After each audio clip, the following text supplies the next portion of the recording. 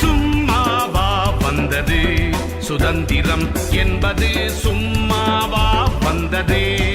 பிளாசி முதல் செங்கோட்டை வரை உரை ஓவியம். சுதந்திரம் என்பது சும்மாவா வந்தது.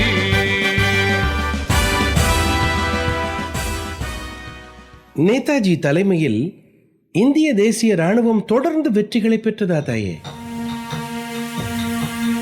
ஆம் மகனே, தொடக்கத்தில் சில வெற்றிகளை சுபாஷின் இந்திய தேசிய ராணுவம் பெறத்தான் செய்தது. 1944 ஏப்ரல் 6 கடுமையான போருக்கு பிறகு ஜப்பான் இந்திய தேசிய ராணுவ கூட்டுப்படையினர் ராணுவ முக்கியத்துவம் வாய்ந்த கொஹிமாவை கைப்பற்றினார்கள். அதே வேகத்தில் மே மாதத்தில் இம்பாலின் ஒரு பகுதியும் கூட்டுப்படையினர் வசம் வந்தது. தென்கிழக்கு ஆசியாவில் பெரும் பகுதியை கைப்பற்றிய ஜப்பான் இதன் மூலம் இந்தியாவின் கிழக்கு பகுதியிலும் நுழைந்தது. 1944 ஜூலை 6 நேதாஜி சுபாஷ் சிங்கப்பூரில் இருந்து ஆசாத் ஹிந்த் ரேடியோ மூலம் பேசினான். அப்போதுதான் முதன்முறையாக காந்தியை தேசப்பிதா என்று அழைத்தான். தனது போர் முயற்சிகளுக்கு காந்தி ஆதரவளிக்க வேண்டும் என்று அவன் கேட்டுக்கொண்டான். ஆனால் இயற்கையின் போக்கை அந்த கூட்டுப்படையினர் கணிக்கவில்லை. பருவமழை இடையில் குறுக்கிட்டது. அதனால் ராணுவ தளவாடங்களும் உணவுப் பொருள்களும் வந்து சேர்வதும் தடைப்பட்டது. அந்த நேரத்தில் தான் பிரிட்டிஷார் கூடுதல் படையுடன் அந்த பகுதியை முற்றுகையிடத் தொடங்கினார்கள். இதனால் ஜப்பான் இந்திய தேசிய ராணுவ கூட்டுப்படை பின்வாங்க தொடங்கியது. 1945 மே மாதத்தில் பிரிட்டிஷ் படை ரங்கூனை கைப்பற்றியது. 23,000 இந்திய தேசிய ராணுவத்தினர் போர்க்கைதிகளாக பிடிக்கப்பட்ட பிறகு அவர்கள் விசாரணைக்காக இந்தியாவுக்கு அனுப்பப்பட்டார்கள். இதற்கிடையே நேச நாட்டு படைகளின் தாக்குதலில் அச்சு நாட்டு படைகள் தோல்விகளை சந்தித்து வந்தன. பிரிட்டன், பிரான்ஸ், அமெரிக்க கூட்டு படைகளின் தாக்குதலில் ஜெர்மனி சரணடைந்தது. இதன் மூலம் ஐரோப்பாவில் 2ஆம் உலகப் போர் முடிவுக்கு வந்தது. ஜப்பான் கைப்பற்றி இருந்த தீவு கூட்டங்களை ஒன்றன் பின் ஒன்றாக அமெரிக்க கூட்டுப்படைகளும் தாக்கி கைப்பற்றத் தொடங்கின. இடையில் 1945 ஆகஸ்ட் மாத தொடக்கத்தில் அமெரிக்கா ஜப்பான் நகரங்கள் மீது அணுகுண்டுகளை வீசியது. ஹிரோஷிமா, நாகசாகி நகரங்களில் வீசப்பட்ட அணுகுண்டுகளால் ஜப்பான் நிலைகுலைந்தது. போரில் இருந்து பின்வாங்க முடிவு செய்த ஜப்பான் 1945 ஆகஸ்ட் 15 சரணடைவதாக அறிவித்தது.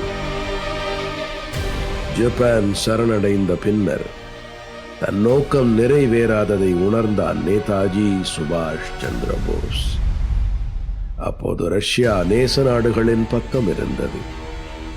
எனவே ரஷ்யாவின் துணையுடன் பிரிட்டனுக்கு எதிராக போரிடும் வாய்ப்பும் இல்லாமல் போனது. ஜப்பான் சரணடைந்த 3வது நாளில், அதாவது 1945 ஆகஸ்ட் 18 அன்று ஜப்பானின் தைவானில் நடைபெற்ற விமான விபத்தில் சுபாஷ் சந்திர போஸ் மரணமடைந்ததாக செய்திகள் வெளியாகின. ஆனாலும் அவன் மரணம் மர்மம் நிறைந்ததாகவே பதிவாகிவிட்டது. இளமை காலத்தில் சுபாஷ் ராமகிருஷ்ண பரமஹம்சர், சுவாமி விவேகானந்தர், அரபிந்தோ ஆகியோரின் ஆன்மீக வாழ்க்கையாலும் வழிகாட்டுதல்களாலும் கவரப்பட்டான். திலகரின் தீவிர தன்மை நிறைந்த அரசியல் அவனை ஈர்த்தது. பின்னாளில் காந்தியின் வழிக்கு மாற்று வழி காண விரும்பிய C.R. தாஸ் சுபாஷ் சந்திர போஸை தீவிரவாத அரசியலுக்கு மாற்றிவிட்டான். அவனது பன்முகத் திறமைகள் வெளிப்பட அதுவே ஒரு வாய்ப்பாகவும் அமைந்தது. அவன் காங்கிரஸ் பேரியக்கத்தை வெகுஜன இயக்கமாக மாற்றி தீவிரத்தன்மையுடன் கொண்டு செல்ல விரும்பினான். அதன் மூலம் இந்தியா விரைவில் விடுதலை பெறும் என்றும் நம்பினான். ஆனால் காங்கிரஸ் இயக்கத்துக்குள் இருந்து கொண்டு தன் கனவுகளை அவனால் நிறைவேற்ற முடியவில்லை. அதனால் தான் காங்கிரஸ் பேரியக்கத்தில் இருந்து வெளியேறி ஃபார்வர்ட் பிளாக் கட்சியை அமைத்தான். அவனுக்கு கிடைத்த பேராதரவு பழமைவாத காங்கிரஸ்காரர்களை அசைத்து பார்த்தது. இந்தியா வன்முறை பாதையில் சென்று விடுமோ என்று காந்தி அஞ்சினான். அதனால் தான் வெள்ளையனே வெளியேறு இயக்கத்தின் மூலம் மக்களை வேறு பாதையில் கொண்டு செல்ல காந்தி முயற்சி செய்தான். ஒருபுறம் வெள்ளையனே வெளியேறு இயக்கம் பிரிட்டிஷ் அரசுக்கு எதிராக பெரும் வன்முறை வெறியாட்டங்களை நடத்தி கொண்டிருந்தது. இன்னொரு புறம் நேதாஜி சுபாஷ் சந்திர போஸின் தலைமையில் செயல்பட்ட இந்திய தேசிய இராணுவம் மிக பெரும் நெருக்கடியை பிரிட்டிஷாருக்கு கொடுத்தது. இந்த இரண்டுமே பிரிட்டிஷாருக்கு எதிராக இரட்டை குழல் துப்பாக்கியாகவே இயங்கியது. நேதாஜியின் இந்திய தேசிய இராணுவ வீரர்கள் சிந்திய ரத்தம் வலிமை வாய்ந்தது. அதே பிரிட்டிஷாரை பெருமளவு அசைத்து பார்த்தது. பிரிட்டிஷ் அரசாங்கம் அதன் மூலம் ஓர் உண்மையை உணர்ந்து கொண்டது.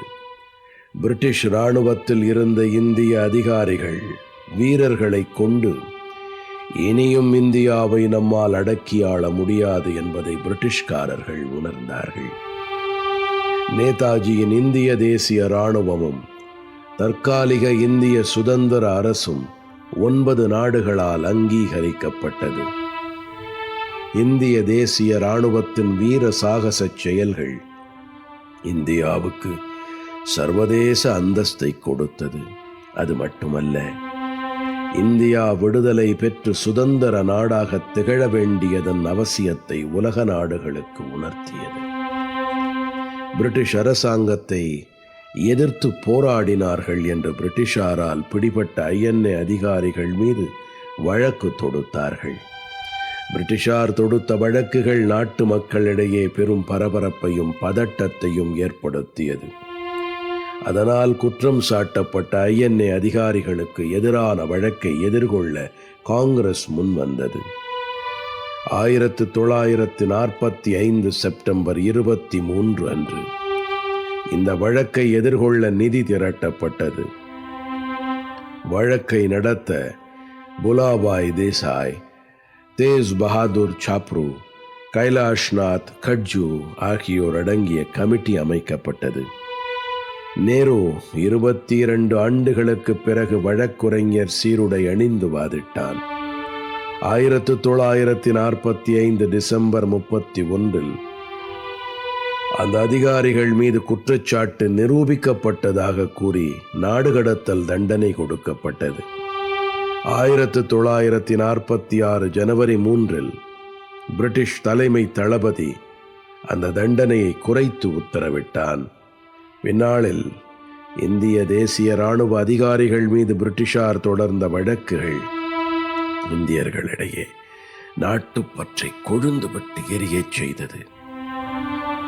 அதனால் தான் 1946 பிப்ரவரி 18 பம்பாய் ராயல் இந்திய கடற்படையினர் கிளர்ந்தெழுந்து ஒரு போராட்டத்தை நடத்தினார்கள். பிரிட்டிஷ் அரசு பிறகு இந்த வழக்குகளை தள்ளுபடி செய்தது. அதுவே அப்போது ஒரு திருப்பு முனையாகவும் அமைந்தது.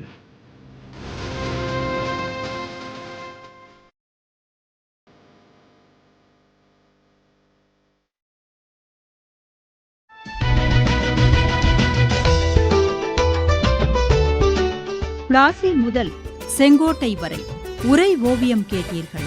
ஆசி கூறி வாழ்த்திடவே அஞ்சிடுவார் பெரியோர், மாசு பேசி மயக்கிடவே முனைந்து நிற்கும் சுற்றம். இருந்த போதும் லட்சியத்தில் வீறு நடை போட்டு